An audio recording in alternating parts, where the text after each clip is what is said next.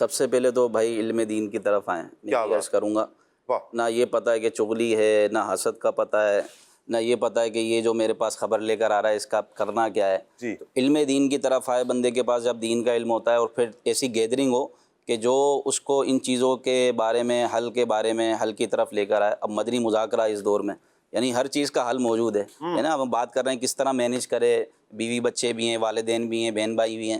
مدنی مذاکروں میں اس طرح کے سوالات ہوتے رہتے ہیں، اور یقین مانے ایسی تربیت ہوتی ہے، بندہ جو ہے نا وہ میچور ہو جاتا ہے اور وہ سمجھ جاتا ہے کہ میں نے کس طرح مینیج کرنا ہے۔ یعنی میرے لیے سنت ایک بالکل تجربے کار، پھر وہ اللہ کے نیک بندے، اور پھر آپ کا تجربہ بولتا ہے۔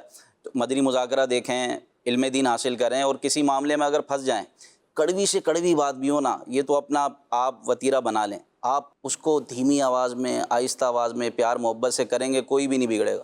کڑوی سے کڑوی بات بھی ہو، اچھے لہجے میں بات کریں گے نا، اور آپ اچھی بات بھی برے لہجے میں کریں، لڑائی شروع ہو جائے گی۔ بات یہی ہے نا کہ لوگ اپنے میٹھے لہجے کی وجہ سے مرچیں بھی بیچ دیتے ہیں، اور کوئی اپنے کڑوے لہجے کی وجہ سے شاید بھی نہیں بیچ سکتا۔ اگر آپ دیکھیں کہ یہ بیوپاریوں کو دیکھ کے یہی بات سمجھ لیں کہ کتنے میٹھے لہجے میں آ کر کوئی اپنی مرچیں بھی بیچ دیتا ہے، اور لیتے ہیں، ہم لوگ لے رہے ہوتے ہیں، یہ صرف سمجھانے کے لیے۔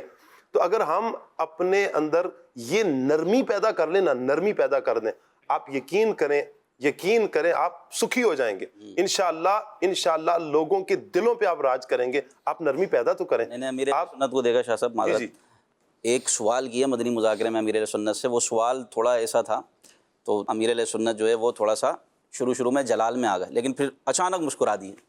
یہ تربیت تھی، پھر پورے جواب میں آپ مسکراتے رہے، مسکرا کر جواب، یعنی وہ سوال ایسا تھا میں اور آپ سنو تو غصے میں آ جائیں۔ تو شروع میں تھوڑا سا جلال آیا، اب ہم دیکھ رہے ہیں، وہ فیر مدنی مذاکرہ تھا، پھر اس کے بعد آپ مسکرا دیے، پورا جواب مسکراتے ہوئے آپ نے دیا۔ ہم نے یہ سوچنے والوں نے سوچا ہوگا، بالخصوص میں نے یہ لیا کہ بھائی آپ اس طرح کی باتوں کا، کڑوی کسیلی باتوں کا جواب بھی مسکرا کے دیں گے نا، تو آپ کی بھی صحت اچھی رہے گی، سامنے والے پر بھی اثر اچھا پڑے گا۔ ورنہ غصے میں بندہ سب سے پہلے خود بلڈ پریشر کا شکار ہوتا ہے، اپنے آپ کو ہلاک کرتا ہے، بعد میں پھر اس کا جو ہے نا اثر بھی جاتا ہے۔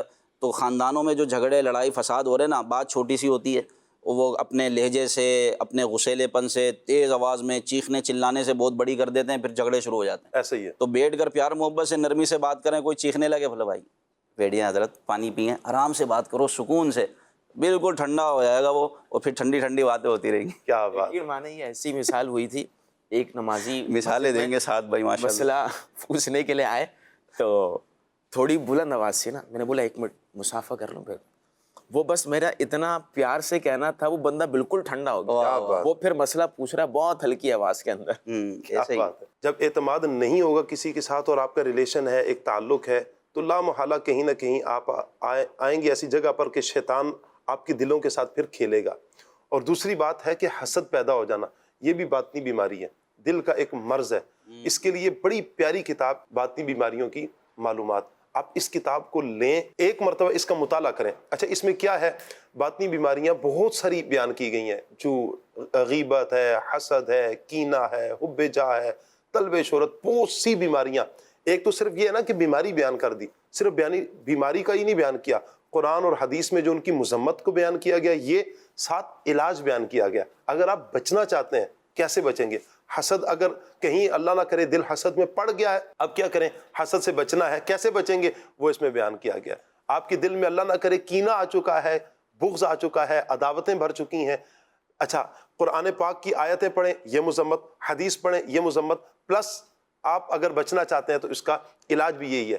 دیکھیں، ایک تو یہ نا ہمارے سامنے علاج آ جائے، دوسرا یہ کہ اگر ہم بچنا چاہتے ہیں نا کسی چیز سے، تو اس کے نقصانات کی طرف ہم غور کریں۔ اس کا دنیاوی نقصان کیا ہے، اس کا اخروی نقصان کیا ہے۔ جب ہم قرآن و سنت کی روشنی میں کسی چیز کا نقصان دیکھتے ہیں تو پھر خود بخود دل اس طرف مائل ہوتا ہے، نہیں یار مرنا تو ہے ہی ہے، دنیا سے جانا ہے، اللہ کے حضور حاضر ہونا ہے، تو پھر کیوں نہ میں اس چیز چھوڑ ہی دوں۔ پھر بندہ اپنے دل کو صاف کرنے کی طرف بڑھتا ہے۔ اللہ تعالی ہم سب کو عمل کی توفیق عطا فرمائے۔